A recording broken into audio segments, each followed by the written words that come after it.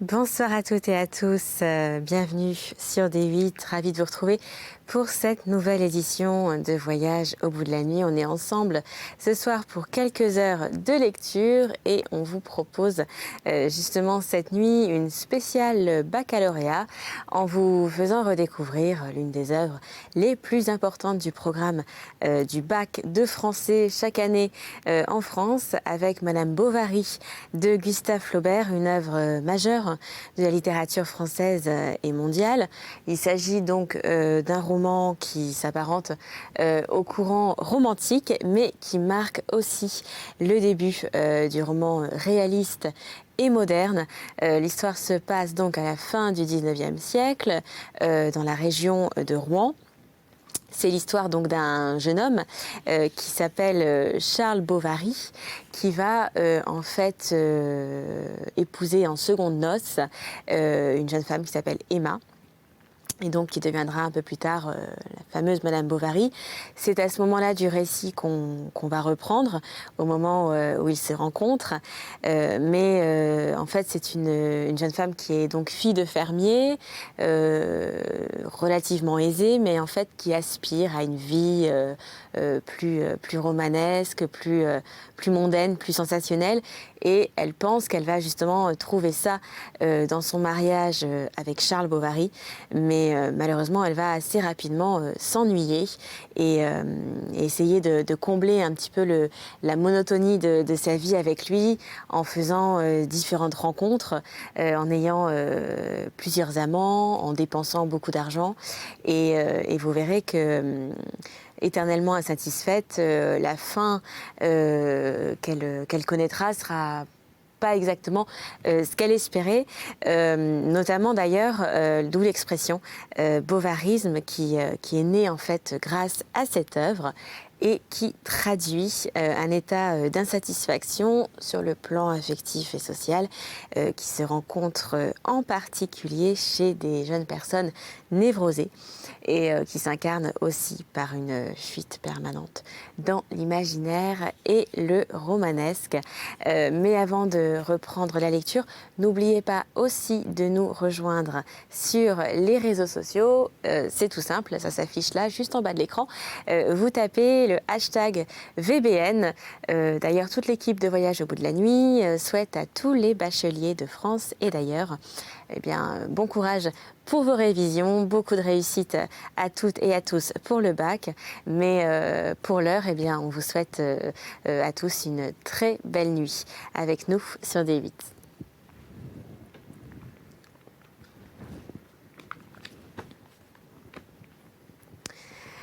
Vers 4 heures du matin, Charles, bien enveloppé dans son manteau, se mit en route pour les Bertaux. Encore endormi par la chaleur du sommeil, il se laissait bercer au trot pacifique de sa bête. Quand elle s'arrêtait d'elle-même devant ces trous entourés d'épines que l'on creuse au bord des sillons, Charles, se réveillant en sursaut, se rappelait vite la jambe cassée, et il tâchait de se remettre en mémoire toutes les fractures qu'il savait. La pluie ne tombait plus, le jour commençait à venir, et sur les branches des pommiers sans feuilles, des oiseaux se tenaient immobiles, hérissant leurs petites plumes au vent froid du matin. La plate campagne s'étalait à perte de vue, et les bouquets d'arbres autour des fermes faisaient, à intervalles éloignés, des taches d'un violet noir sur cette grande surface grise, qui se perdait à l'horizon dans le ton morne du ciel. Charles, de temps à autre, ouvrait les yeux. Puis, son esprit se fatiguant et le sommeil revenant de soi-même, bientôt il entrait dans une sorte d'assoupissement où ses sensations récentes se confondant avec des souvenirs, lui-même se percevait double, à la fois étudiant et marié, couché dans son lit comme tout à l'heure, traversant une salle d'opéré comme autrefois. L'odeur chaude des cataplasmes se mêlait dans sa tête, à la verte odeur de la rosée. Il entendait rouler sur leurs tringles les anneaux de fer des lits et sa femme dormir. Comme il passait par Vassonville, il aperçut au bord d'un fossé un jeune garçon assis sur l'herbe. « Êtes-vous le médecin ?» demanda l'enfant. Et sur la réponse de Charles, il prit ses sabots à ses mains et se mit à courir devant lui. L'officier de santé, chemin faisant, comprit au discours de son guide que M. Rouault devait être un cultivateur des plus aisés. Il s'était cassé la jambe la veille, au soir, en revenant de faire les rois chez un voisin. Sa femme était morte depuis 2 ans. Il n'avait avec lui que sa demoiselle, qui l'aidait à tenir la maison. Les ornières devinrent plus profondes. On approchait des bertaux. Le petit gars, se coulant alors par un trou de haie, disparut, puis il revint au bout d'une cour et en ouvrir la barrière. Le cheval glissait sur l'herbe mouillée. Charles se baissait pour passer sous les branches. Les chiens de garde à la niche aboyaient en tirant sur leurs chaînes. Quand il entra dans les bertaux, son cheval eut peur et fit un grand écart. C'était une ferme de bonne apparence. On voyait dans les écuries, par le dessus des portes ouvertes, de gros chevaux de labour qui mangeaient tranquillement, dans des râteliers neufs.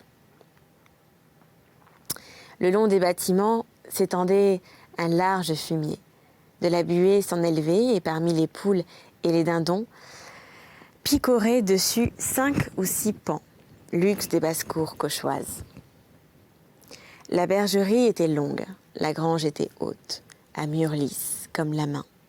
Il y avait sous le hangar 2 grandes charrettes et 4 charrues, avec leurs fouets, leurs colliers, leurs équipages complets, dont les toisons de laine bleue se salissaient à la poussière fine qui tombait des greniers. La cour allait en montant, plantée d'arbres symétriquement espacés, et le bruit gai d'un troupeau d'oies retentissait près de la mare. Une jeune femme, en robe de mérinos bleu, garnie de 3 volants, vint sur le seuil de la maison pour recevoir M. Bovary, qu'elle fit entrer dans la cuisine, où flambait un grand feu. Le déjeuner des gens bouillonnait alentour, dans des petits pots de taille inégale. Des vêtements humides séchaient dans l'intérieur de la cheminée. La pelle, les pincettes et le bec du soufflet, tous de proportions colossales, brillaient comme de l'acier poli, tandis que le long des murs s'étendait une abondante batterie de cuisine où miroitait inégalement la flamme claire du foyer, jointe aux premières lueurs du soleil arrivant par les carreaux. Charles monta au premier voir le malade. Il le trouva dans son lit, suant sous ses couvertures et ayant rejeté bien loin son bonnet de coton. C'était un gros petit homme de 50 ans, à la peau blanche, à l'œil bleu, chauve sur le devant de la tête et qui portait des boucles d'oreilles. Il avait à ses côtés, sur une chaise, une grande carafe d'eau de vie dont il se versait de temps à autre pour se donner du cœur au ventre. Mais dès qu'il vit le médecin, son exaltation tomba. Et au lieu de sacrer comme il faisait depuis 12 heures, il se prit à geindre faiblement. La fracture était simple, sans complication d'aucune espèce. Charles n'eût osé en souhaiter de plus facile. Alors, se rappelant les allures de ses maîtres auprès du lit des blessés, il réconforta le patient avec toutes sortes de bons mots, caresses chirurgicales qui sont comme l'huile dont on graisse le bistouri. Afin d'avoir des attelles, on alla chercher sous la charretterie un paquet de lattes. Charles en choisit une, la coupa en morceaux et la polit avec un éclat de vitre, tandis que la servante déchirait des draps pour faire des bandes et que mademoiselle Emma tâchait à coudre des coussinets. Comme elle fut longtemps avant de trouver son étui, son père s'impatienta. Elle ne répondit rien, mais tout en cousant, elle se piquait les doigts qu'elle portait ensuite à sa bouche pour les sucer. Charles fut surpris de la blancheur de ses ongles. Ils étaient brillants, fins du bout, plus nettoyés alors que les ivoires de Dieppe étaillaient en amande. Sa main, pourtant, n'était pas belle. Poings assez pâles peut-être et un peu sèches aux phalanges. Elle était trop longue aussi, et sans molles inflexions de lignes sur les contours. Ce qu'elle avait de beau, c'étaient les yeux. Quoiqu'ils fussent bruns, ils semblaient noirs à cause des cils, et son regard arrivait franchement à vous, avec une hardiesse candide. Une fois le pansement fait, le médecin fut invité par M. Rouault lui-même à prendre un morceau avant de partir. Charles descendit dans la salle, au rez-de-chaussée. 2 couverts avec des timbales d'argent y étaient mises sur une petite table, au pied d'un grand lit à baldaquin, revêtu d'une indienne à personnage représentant des Turcs. On sentait une odeur d'iris et de drap humide qui s'échappait de la haute armoire en bois de chêne faisant face à la fenêtre. Par terre, dans les angles, étaient rangés debout des sacs de blé. C'était le trop-plein du grenier proche où l'on montait par 3 marches de pierre. Il y avait, pour décorer l'appartement, accroché à un clou au milieu du mur dont la peinture verte s'écaillait sous le salpêtre, une tête de Minerve au crayon noir, encadrée de dorures et qui portait au bas, écrit en lettres gothiques, à mon cher papa. On parla d'abord du malade, puis du temps qu'il faisait, des grands froids, des loups qui couraient les champs, la nuit.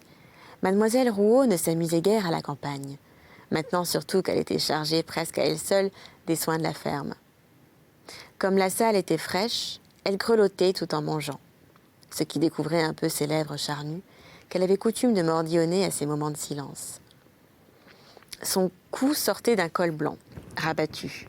Ses cheveux, dont les 2 bandeaux noirs semblaient chacun d'un seul morceau, tant ils étaient lisses, étaient séparés par le milieu de la tête par une raie fine, qui s'enfonçait légèrement, selon la courbure du crâne. Laissant voir à peine le bout de l'oreille, ils allaient se confondre par derrière en un chignon abondant.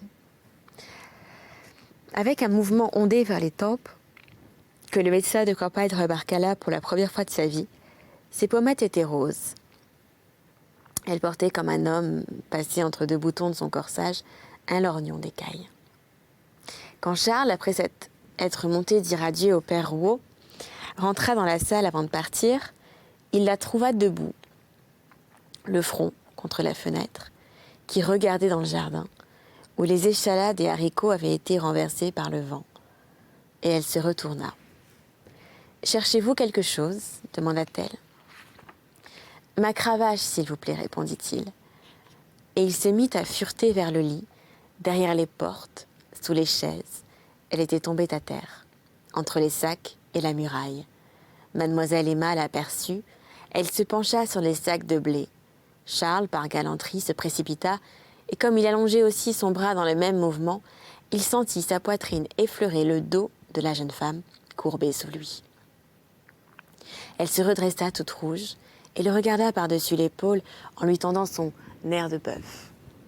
Au lieu de revenir au berthaud 3 jours après, comme il l'avait promis, c'est le lendemain même qu'il y retourna. Et puis 2 fois la semaine régulièrement, sans compter les visites inattendues qu'il faisait de temps à autre, comme par mégarde. Tout du reste alla bien. La guérison s'établit selon les règles, et quand au bout de 46 jours, on vit le père Rouault qui s'essayait à marcher seul dans sa masure, on commença à considérer M. Bovary comme un homme de grande capacité. Le père Rouault disait qu'il n'aurait pas été mieux guéri par les premiers médecins d'Yvetot ou même de Rouen. Quant à Charles, il ne chercha point à se demander pourquoi il venait au berthaud avec plaisir. Y eût-il songé qu'il y aurait sans doute attribué son zèle à la gravité du cas, ou peut-être au profit qu'il en espérait. Était-ce pour cela, cependant, que ses visites à la ferme faisaient, parmi les pauvres occupations de sa vie, une exception charmante.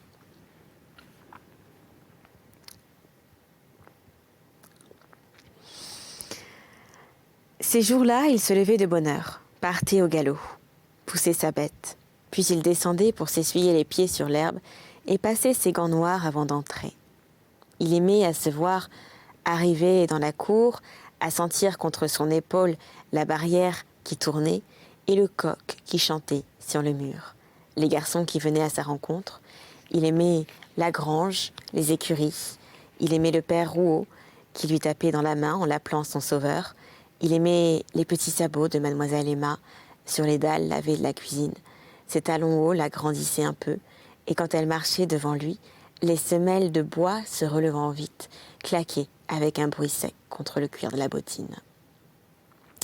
Elle le reconduisait toujours jusqu'à la première marche du perron. Lorsqu'on n'avait pas encore amené son cheval, elle restait là.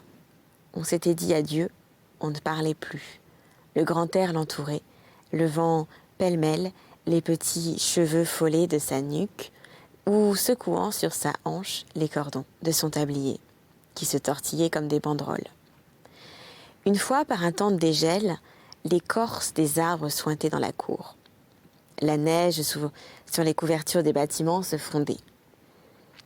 Elle était sur le seuil. Alors elle alla chercher son ombrelle et puis elle l'ouvrit. L'ombrelle de soie à gorge de pigeon que traversait le soleil éclairait de reflets mobiles la peau blanche de sa figure. Elle souriait là-dessous à la chaleur tiède et on entendait les gouttes d'eau une à une tomber sur la moire tendue. Dans les premiers temps que Charles fréquentait les Bertaux, Madame Bovary, jeune, ne manquait pas de s'informer du malade, et même sur le livre qu'elle tenait en partie double. Elle avait choisi pour Monsieur Rouault une belle page blanche. Mais quand elle sut qu'il avait une fille, elle alla aux informations et elle apprit que Mademoiselle Rouault, élevée au couvent chez les Ursulines, avait reçu, comme on dit, une belle éducation, qu'elle savait, en conséquence, la danse, la géographie, le dessin, faire la tapisserie et toucher du piano. Ce fut le comble. C'est donc pour cela, se disait-elle, qu'il a la figure si épanouie quand il va la voir, et qu'il met son gilet neuf au risque de l'abîmer à la pluie. Ah, cette femme, cette femme. Elle la détesta d'instinct. D'abord, elle se soulagea par des allusions. Charles ne les comprit pas. Ensuite, par des réflexions incidentes qu'il laissait passer de peur de l'orage. Enfin, par des apostrophes à brûle-pourpoint auxquelles il ne savait que répondre. D'où vient qu'il retournait au Bertaux puisque Monsieur Rouault était guéri et que ces gens-là n'avaient pas encore payé? Ah, c'est qu'il y avait là-bas une personne, quelques-uns qui savaient causer, une brodeuse, un bel esprit. C'était là qu'il aimait. Il lui fallait des demoiselles de ville. Et elle reprenait. La fille au père Rouault, une demoiselle de ville? Allons donc. Leur grand-père était berger. Ils ont un cousin qui a failli passer par les assises pour un mauvais coup dans une dispute. Ce n'est pas la peine de faire tant de flafla, ni de se montrer le dimanche à l'église avec une robe de soie, comme une comtesse. Pauvre bonhomme. D'ailleurs, qui, sans les colzas de l'an passé, eût été bien embarrassé de payer ses azérages. Par lassitude, Charles cessa de retourner au Bertaux. Héloïse lui avait fait jurer qu'il n'irait plus la main sur son livre de messe après beaucoup de sanglots et de baisers, dans une grande explosion d'amour. Il obéit donc, mais la hardiesse de son désir protesta contre la servilité de sa conduite et par une sorte d'hypocrisie naïve. Il estima que cette défense de la voir était pour lui comme un droit de l'aimer. Et puis, la veuve était maigre, elle avait les dents longues, elle portait en toute saison un petit châle noir dont la pointe lui descendait entre les omoplates. Sa taille dure était engainée dans des robes en façon de fourreau, trop courtes, qui découvraient ses chevilles avec les rubans et ses souliers larges s'entrecroisant sur des bas gris. La mère de Charles venait les voir de temps à autre. Mais au bout de quelques jours, la bru semblait l'aiguiller à son fils. Et alors, comme deux couteaux, elles étaient à le scarifier par leurs réflexions et leurs observations. Il avait tort de tant manger. Pourquoi toujours offrir la goutte au premier venu? Quel entêtement que de ne pas vouloir porter de flanelle. Il arriva qu'au commencement du printemps, un notaire d'Ingouville, détenteur de fonds à la veuve du Buc, s'embarqua par une belle marée, emportant avec lui tout l'argent de son étude. Héloïse, il est vrai, possédait encore, outre une part de bateau évaluée 6 000 francs, sa maison de la rue Saint-François. Et cependant, de toute cette fortune que l'on avait fait sonner si haut, rien, si ce n'est un peu de mobilier et quelques nippes, n'avait paru dans le ménage. Il fallut tirer la chose au clair. La maison de Dieppe se trouva vermoulue d'hypothèques jusque dans ses pilotis. Ce qu'elle avait mis chez le notaire, Dieu seul le savait. Et la part de barque n'excéda point 1000 écus.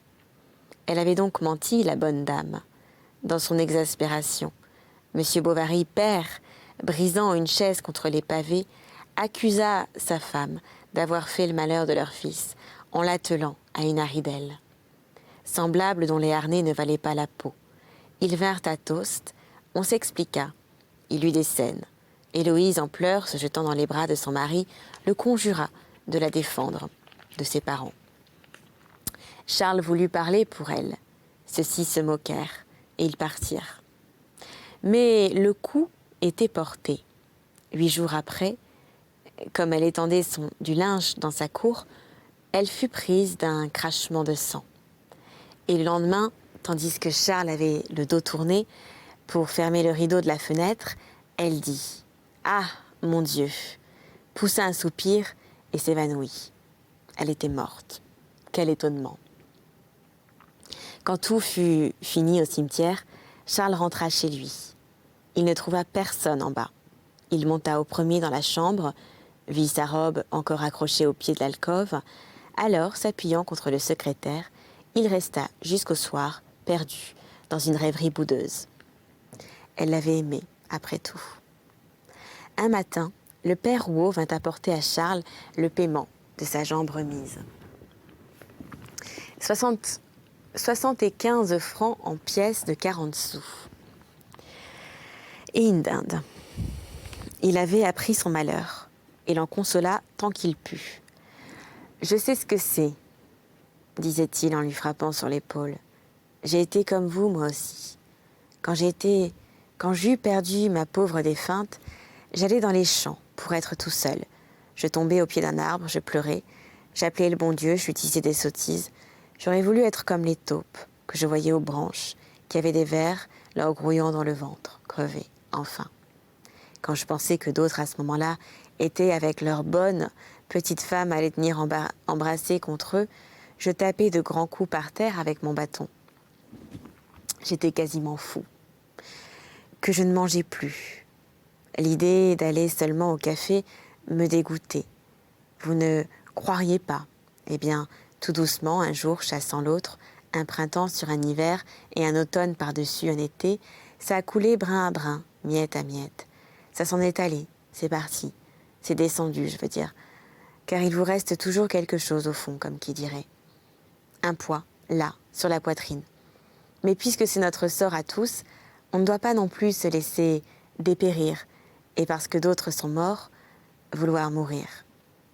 Il faut vous secouer, monsieur Bovary. Ça se passera. Venez nous voir. Ma fille pense à vous de temps à autre. Savez-vous bien, et elle dit comme ça que vous l'oubliez. Voilà le printemps bientôt. Nous vous ferons tirer un lapin dans la garenne pour vous dissiper un peu. Charles suivit son conseil. Il retourna au Berthaud. Il retrouva, tout comme la veille, comme il y avait 5 mois.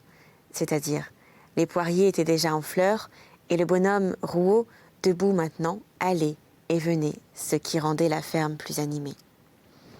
Croyant qu'il était de son devoir de prodiguer au médecin le plus de politesse possible à cause de sa position douloureuse, il le pria de ne point se découvrir la tête, lui parla à voix basse, comme s'il eût été malade, et même fit semblant de se mettre en colère de ce que l'on n'avait pas apprêté à son intention quelque chose un peu plus léger que tout le reste, tel que des petits pots de crème ou des poires cuites. Il conta des histoires. Charles se surprit à rire, mais le souvenir de sa femme, lui revenant tout à coup, l'assombrit. On apporta le café, puis il n'y pensa plus. En tout cas, il y pensa moins. À mesure qu'il s'habituait à vivre seul, l'agrément nouveau de l'indépendance lui rendit bientôt la solitude plus supportable. Il pouvait changer maintenant les heures de ses repas, rentrer ou sortir, sans donner de raison, et lorsqu'il était bien fatigué, s'étendre de ses 4 membres tout en large dans son lit. Donc, il se choya, se dorlota, accepta les consolations qu'on lui donnait. D'autre part, la mort de sa femme ne l'avait pas mal servi dans son métier, car on avait répété durant 1 mois « Ce pauvre jeune homme, quel malheur !» Son nom s'était répandu, sa clientèle s'était accrue. Et puis, il allait au Berthaud tout à son aise. Il avait un espoir sans but, un bonheur vague. Il se trouvait la figure plus agréable en brossant ses favoris devant son miroir. Il arriva un jour vers 3 heures. Tout le monde était aux champs. Il entra dans la cuisine, mais n'aperçut point d'abord Emma. Les auvents étaient fermés. Par les fentes de bois, le soleil allongeait sur les pavés de grandes raies minces, qui se brisaient à l'angle des meubles et tremblaient au plafond.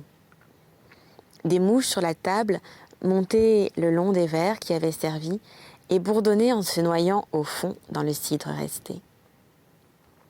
Le jour qui descendait par la cheminée, veloutant la suie de la plaque, bleuissait un peu les cendres froides. Entre la fenêtre et le foyer, Emma cousait. Elle n'avait point de fichu. On voyait sur ses épaules nues de petites gouttes de sueur. Selon la mode de la campagne, elle lui proposa de boire quelque chose. Il refusa. Elle insista. Et enfin, lui offrit, en riant, de prendre un verre de liqueur avec elle.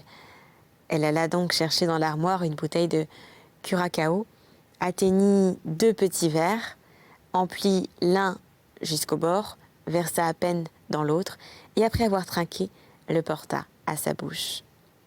Comme il était presque vide, elle se renversait pour boire, et la tête en arrière, les lèvres avancées, le cou tendu, elle riait de ne rien sentir. Tandis que le bout de sa langue passant entre ses dents fines, léchait à petits coups le fond du verre. Elle se rassit, et elle reprit son ouvrage, qui était un bas de coton blanc où elle faisait des reprises. Elle travaillait le front baissé, elle ne parlait pas, Charles non plus. L'air passant par le dessous de la porte poussait un peu de poussière sur les dalles. Il la regardait se traîner, il entendait seulement le battement intérieur de sa tête avec le cri d'une poule au loin qui pondait dans les cours. Emma, de temps à autre, se rafraîchissait les joues en y appliquant la paume de ses mains, qu'elle refroidissait après cela sur la paume de fer des grands chenets. Elle se plaignit d'éprouver, depuis le commencement de la saison, des étourdissements. Elle se demanda si les bains de mer lui seraient utiles. Elle se mit à causer du couvent, Charles de son collège. Les phrases leur vinrent. Ils montèrent dans sa chambre. Elle lui fit voir cet ancien cahier de musique, les petits livres qu'on lui avait donnés en prix et les couronnes en feuilles de chêne. Abandonnée dans un bas d'armoire, elle lui parla encore de sa mère, du cimetière, et même lui montra dans le jardin la plate-bande dont elle cueillait les fleurs tous les premiers vendredis de chaque mois pour les aller mettre sur sa tombe. Mais le jardinier qui l'avait n'y entendait rien. On était si mal servi. Elle eût bien voulu, ne fût-ce au moins que, pendant l'hiver, habiter la ville, quoique la longueur des beaux jours rendit peut-être la campagne plus ennuyeuse encore durant l'été.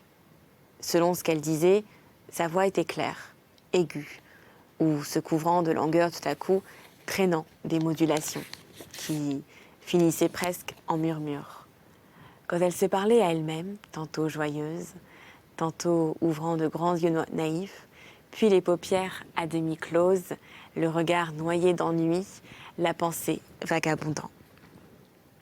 Le soir, en s'en retournant, Charles reprit une à une les phrases qu'elle avait dites, tâchant de se les rappeler, d'en compléter le sens afin de se faire la portion d'existence qu'elle avait vécue, mais qu'elle avait vécue dans le temps qu'il ne la connaissait pas encore.